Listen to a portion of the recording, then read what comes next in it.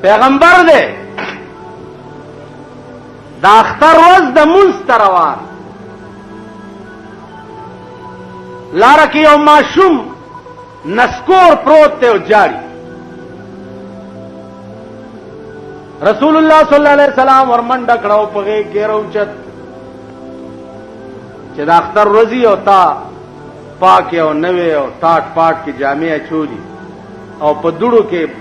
ښاو لیت پیت ماشوم پروت دی دغه وخت کې به راوچت کې په غېږ کې ورغه او ماشوم یې غېږ کې راوچت بچیا ولې جاړي و یا رسول الله دا اختر ورځ د نه مې مور شته نه مې پلار شته نه چا جامې راغوستي نه چا خوراک را کړی نه چا پیسې مرګري مې ټول لګیا دي خوشحالېږي څوک په جامو څوک په پیسو څوک په خوراک زما څوک شته نه پیغمبر صحابه ته وایي چې تاسو عیدګاه ته ځئ زه درالما کور ته راغی په منډه بی بی فاطمه او عایشې ته اواز چاله را منډې ای په منډې راغی وی زوروره موقع خدای د ثواب کور ته دله راوست اله د امام حسین او د حسن جامې راوالی او دی بچي ته واغوندوی قجورې او ستوانې راواغسته او په خپل لاسې برابر کړ او ماشوم لی په خوله کې ورکړ مخلاص ولا وینځل فاطمه لګیا ده ولا مخلاص وینځل عائشه لګیا ده ولا جامې برابرې پیغمبر ورته ستوان جوړي صفا سترا سترګو کې رانجې ورته واچول پیسې ولا جیب کې واچولې رسول الله ورته وایي چې بچیا اوس دینه پس به نه جاړي ویل جی بالکل به نه جاړه بیا په غېږ کې راوچت کو بار راوویستو ماشومانو کې پرې انور ماشومان ولرال چې اوس خود جړل اوس خان دی ولې ورته وی ولې بن خاندما چې محمد رسول الله د چا پلار وی بی بی عائشه د چا مور وی او حسن د چا رونه وی نو ولې بن خاندما دا ورځ در باندې را روانه ده هارون الرشید بادشاہ پخکار وته دی خکار وکړ او هغه بیا عمله ور سره وا خکار پوخ کو خړوي لګیاو یو کارغر راغی او د هارون الرشید د مخ نه روټه او تختو هارون الرشید په اس باندې سور شو او وزیرانو ته وی چې والله کدا کارغه پرېد چې وجلې مني زه بادشاہ یم کارغه څنګه دا جرأت کو چې د بادشاہ د مخ نه روټه او تختو دې چې پاس سور شو وزیرانم ورپسې شو ځکه چې وزیر اعظم په منډو شي نو دا واړه واړه روټي خلاص خود به خود په منډو شي کارغه مخ کې او دی ورپسې کارغه د یو غره نه هغه غاړه واوړې بادشاہ ورپسې ور واوړې هلته څه ګوري چې یو سړی دی لاسونه او خپې شاته تړلي دي په خپل پټکي او صادر او په ډډه پروت دی دې کارغه هغه روټه یوړه هغه سړي لی په خوله کې ورکړه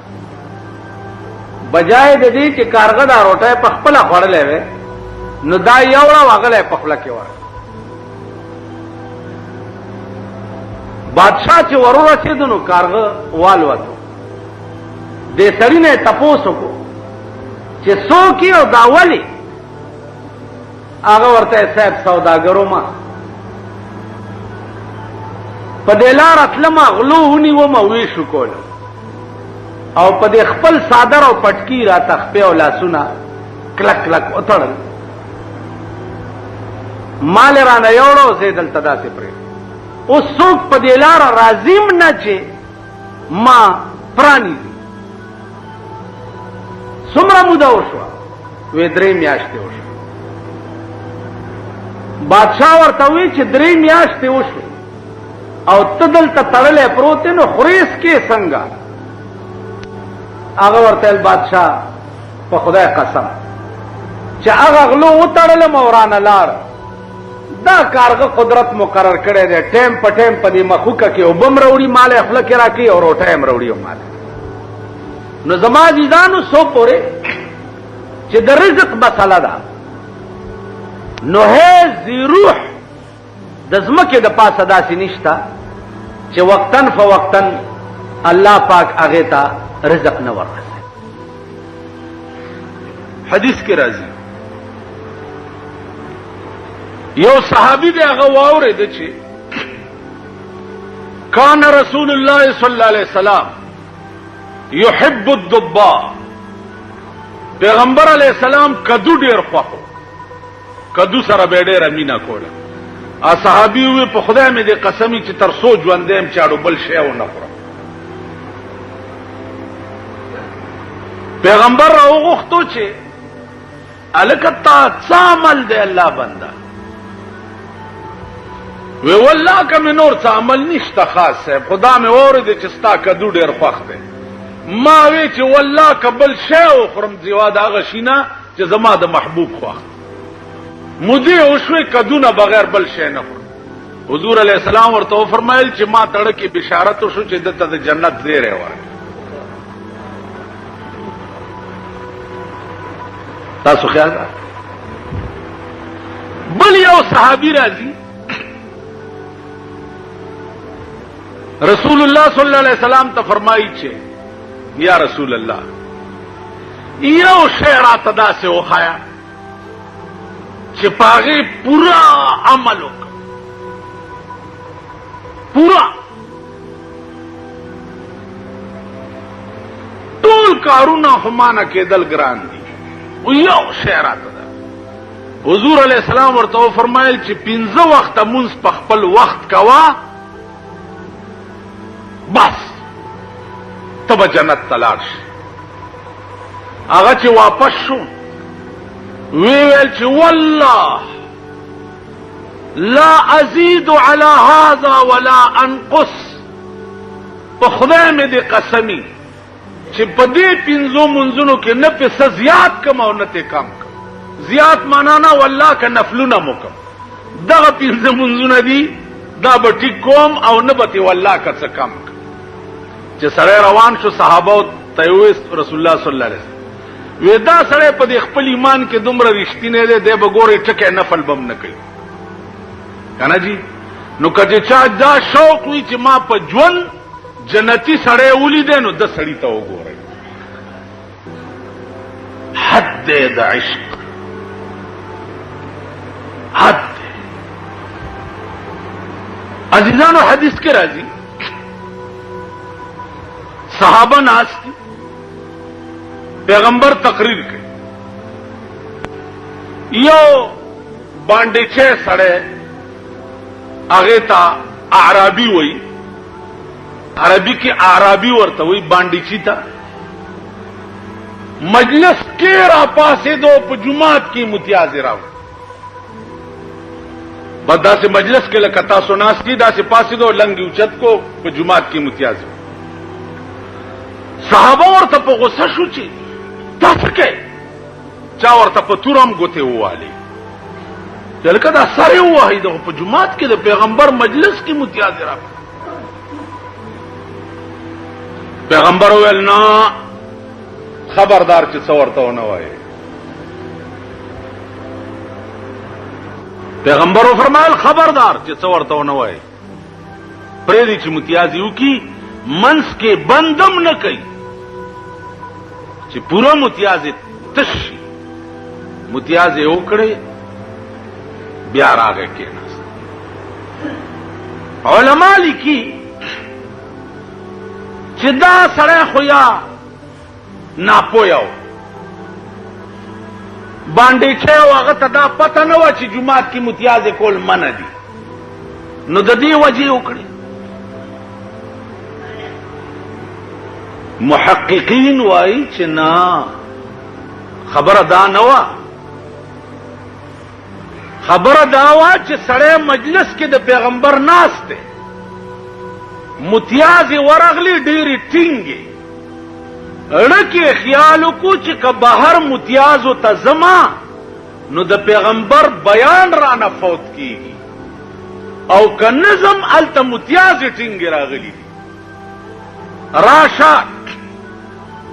دا د جماعت بی ادبی وکا متیاز دلته وکا خو چې د پیغمبر بیان درنه قضا نشته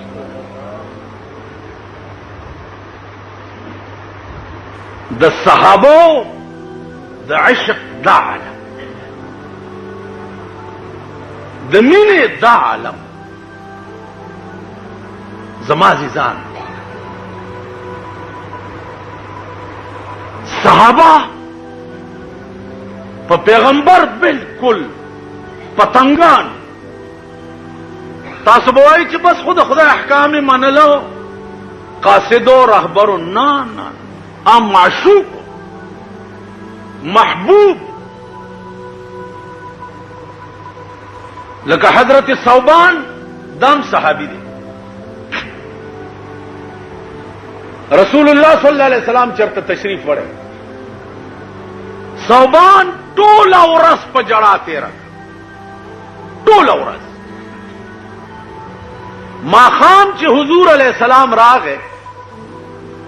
ثوبان بیا هم جاړي ورته وی الله بنده اوس ولې جاړي اوس خو دې زه ولیدم که ثوبان ورته وی یا رسول الله په خدای مې دې قسم وي نه د جنت شوق شته او نه د دوزخ نه د خوراک نه د سکاک نه د لباس نه د حورې نه د غلمانانو دا هیڅ شوق نشته اوس جاړم ځکه چې که په قیامت کې زه خدای جنت ته بوتلما نو ته به په جنت کې چرته په لویو لویو مقامونو کې ناست اے حبیب زباغ جنت سکم چی چرتا تا نوی نما جنت سکو حوری و غلمانان و مانای سکو ما مقصود خود تی نو چی تا نوی نم زب جنت سکم اللہ دا خدای غیرت پا جوش کے رازی د ثوبان د زړه دړکن داغه ترجمانی کوي پروردگار عالم جناب رسول الله صلی الله علیه وسلم اندازه وکړي ثوبان ته دومره لیونی وي اوسه بل شوق نشته قران راغی من يطع الله والرسول فأولئك مع الذين أنعم الله عليهم من النبيين والصديقين والشهداء من الصالحين اے پیغمبر ثوبان توایا ته چې په دنیا کې په محمد رسول الله ماین یې نو په جنت کې بم ور سره یوځې تسلیو